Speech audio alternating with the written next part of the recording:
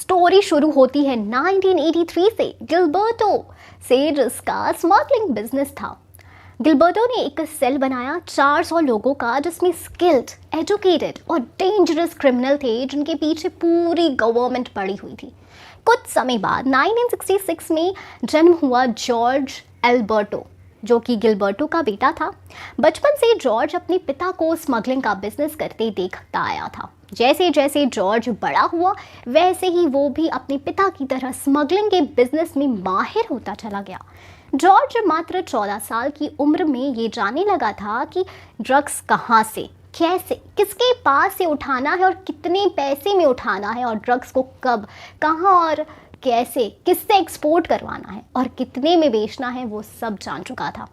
Cell जो George के पिता ने बनवाया था, उसको जॉर्ज ने D400 नाम दिया। सेल की मदद से जॉर्ज ने यूनाइटेड स्टेट को अपने अंडर में ले लिया।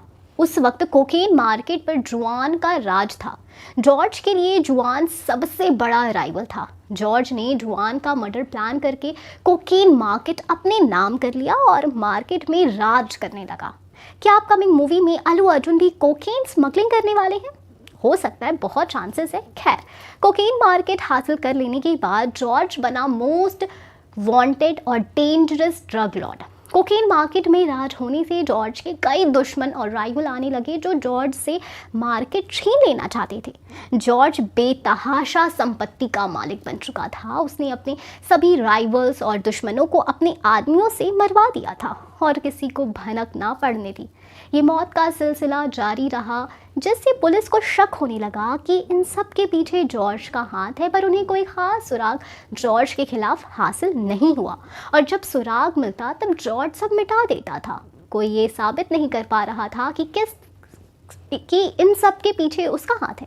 1989 में कोलंबिया पुलिस को एक ठोस सुराग हाथ आया, जिसमें जॉर्ज ने एक परिवार के 12 लोगों को मारा था। कोलंबिया के बाहर, क्योंकि उस परिवार का भी ड्रग्स डीलर्स के साथ लेन देन था और उन्होंने पैसे नहीं भरे थे। पुलिस और सुराग ढूंढने में जुट गई। धीरे धीरे पुलिस को सुराग मिलने लगे जॉर्ज के खिलाफ कि जॉर्ज मनी लॉन्ड्रिंग में भी इन्वॉल्व है, क्योंकि जॉर्ज ने कोलंबिया प्लेन्स के लिए आए $400 मिलियन फंड का पैसा गायब किया था। कहीं अल्लू अर्जुन भी कोई बड़ा हाथ तो नहीं मारने वाला? क्या वो अंडरवर्ल्ड से जुड़ने वाला है पुष्पा 2 में?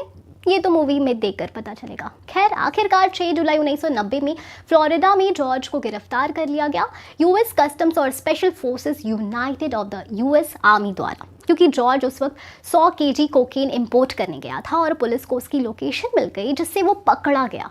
3 दिन कोर्ट में पेशी हुई, जिसमें जॉर्ज गिल्टी पाया गया और जज ने नारकोटिक ऑफेंसिव एक्ट के तहत जॉर्ज को 25 साल की सज़ा सुनाई और इंटरनेशनल क्रिमिनल एंटरप्राइज कंपनी का मालिक होने के तहत और 45 साल की सज़ा जोड़ दी गई।